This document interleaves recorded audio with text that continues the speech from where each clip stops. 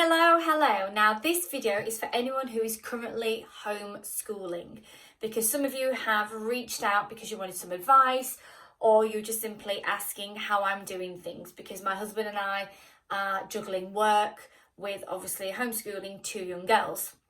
So I thought I'd share with you some tips and some tricks that we are using in order to survive isolation. So, tip number one, I would advise anyone who is homeschooling is to make sure you differentiate between the days. Now, this is something that really helps me as a person as well, so that I can get myself organised. So we know Monday to Friday, and so do our girls, that it is school time. And then Saturdays and Sundays, we relax. Now, we've only experienced that once so far. So last week, Monday to Friday, we followed their school schedule that my husband and I created together. And then on Saturday and Sunday, we reverted back to almost our weekend routines and the little things that we like to do in order to kick back and relax. So we maintained those so that our daughters as well were able to understand when it's school time and when they need to work and when they can just sit back and relax. And that creates a bit more order in our house, and I'd like to call it organised chaos sometimes, but it just allows them to understand where they stand as well. So definitely differentiate between the days of the week.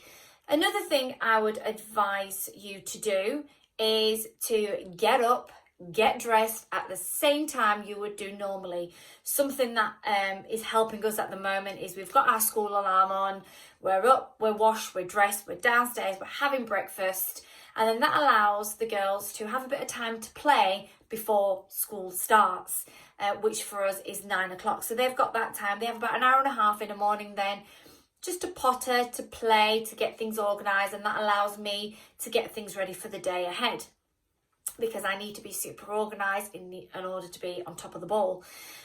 So another thing, get up, get dressed at the same time. Keep that routine, and we equally are keeping that routine for bedtime as well.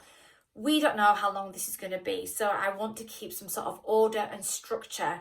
And if they're up and they're dressed, they are mentally ready and they're physically ready.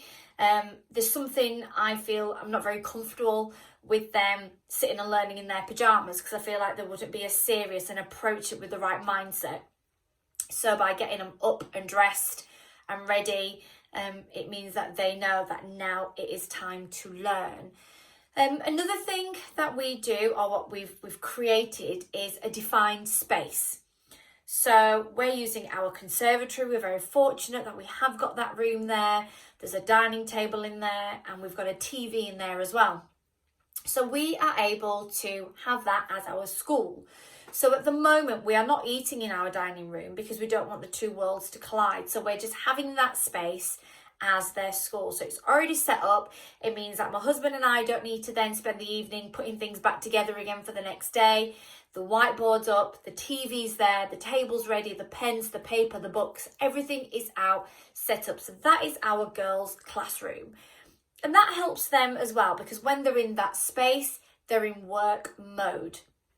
And then they've got the rest of the house for their other activities and their leisure time. But they know when they're in the conservatory at the table, it is time to focus.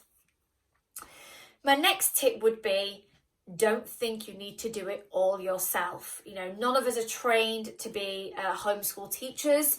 And if homeschool was easy, we wouldn't need schools. So another thing I would advise to you is rely on the things that are out there. There are so many people that are being really generous and kind and putting things out there for free. One thing that our girls love when it comes to maths, because it can be a bit of a bugbearer sometimes, and our girls don't want to just sit there and do sums all the time. You know, they're 2 and they're 4. So it's all about learning through play and through fun. So there's a great app, and I've got no affiliation with it, but it is just fantastic. It's called Top Marks.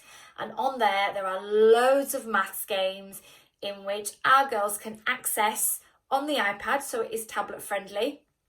So they don't have that pressure of feeling that they are pen to paper all the time. They're having that flexibility and that free time as well, which they think, but they are learning through games, through play.